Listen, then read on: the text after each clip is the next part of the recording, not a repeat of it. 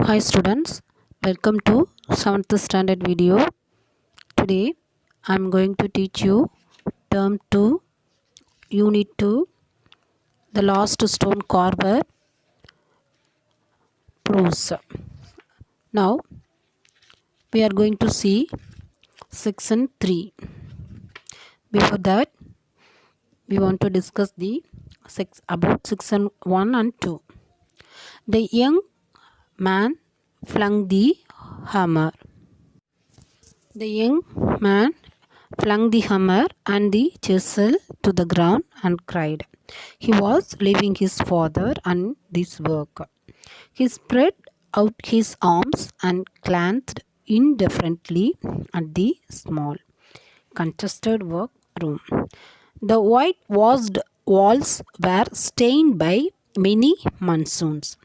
The window bare of curtains open into a tiny backyard. The old man stared at his son in surprise, although his voice trembled. It didn't lose its usual gentleness. It's not only the money that matters, son. It is the service, our service to God. Father, the young man grunted impatiently. Times have changed. The stone carver's work has changed too.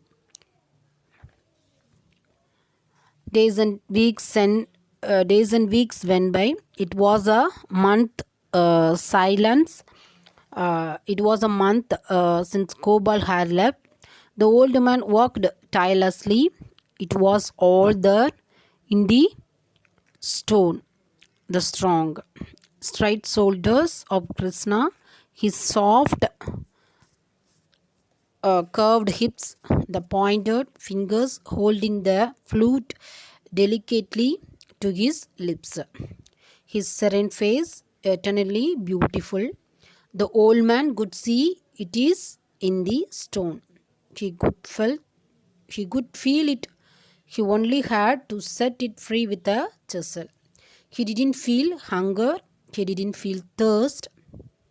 He was driven by the strong desire to finish the sculpture in time. It was his biggest piece of work, his best. It would also be his last. So after he had eaten, the old man once again took up his hammer and chisel. He worked till late in the night. In the early hours of the morning, the chisel fell from his hand and the hammer dropped to the ground. His old body sagged, falling forward simply. His forehead struck Krishna's flute and slid down the statue to rest on the pedestal. When he opened his eyes, he found himself lying on a cot in his bedroom covered by a light cotton blanket. Okay, students. Now we are moving to section 3. From the workshop, the sipping sound of a chisel reached his ears. He listened. Had his ears deceived him? No. He could hear it again.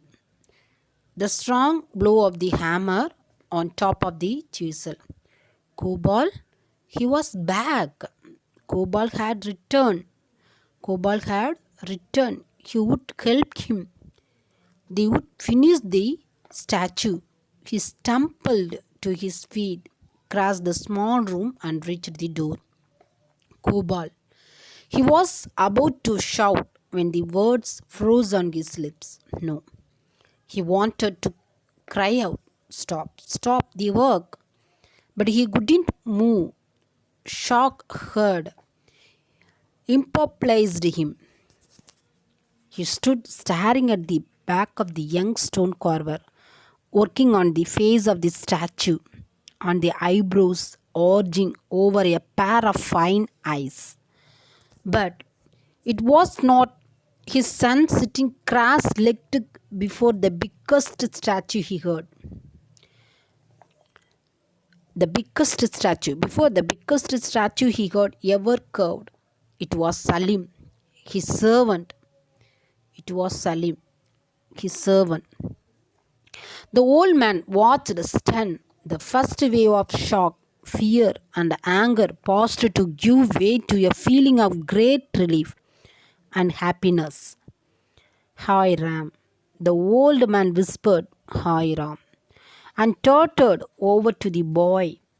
Tapping his hand on his shoulder, he said softly, Salim. The startled boy turned and looked up at his master.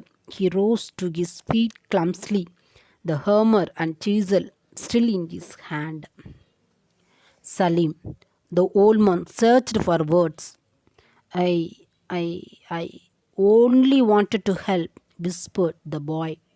I will learn if you teach me, Master Ji. I have practiced secretly for almost 2 years in the quarry. Please tell me, for many years I wanted to become a sculptor like you. Yet I fought the feeling, but it proved too strong. I know there is nothing in this world I would like to do more. There is nothing in life that I could do better. I want to become a stone carver. Will you please teach me, master? The Salim replied. The old man pulled the boy's head against his shoulder and whispered,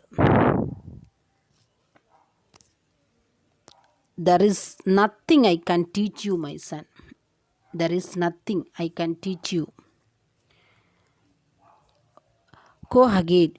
You have it in your hands and in your heart. I know you will be the one of the country's finest stone carver. Okay, children. Sigrun Srivastava is an Indian author of German origin.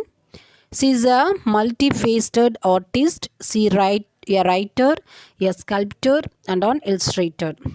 As a writer, she has written over 25 books for children of all ages. Okay, now we are going to see the glossary. Stumbled, lost balance. Stumbled, lost balance. Immobilized, stopped from moving. Immobilized, stopped from moving. Tottered over, moved unsteadily way. Moved unsteadily way. Startled, surprised. Startled, surprised. Okay, children. I hope you enjoyed and learned about the Lost Stone Carver section 1, 2 and 3. Thank you, children. Thank you for watching my video. Thank you. Have a nice day. Thank you.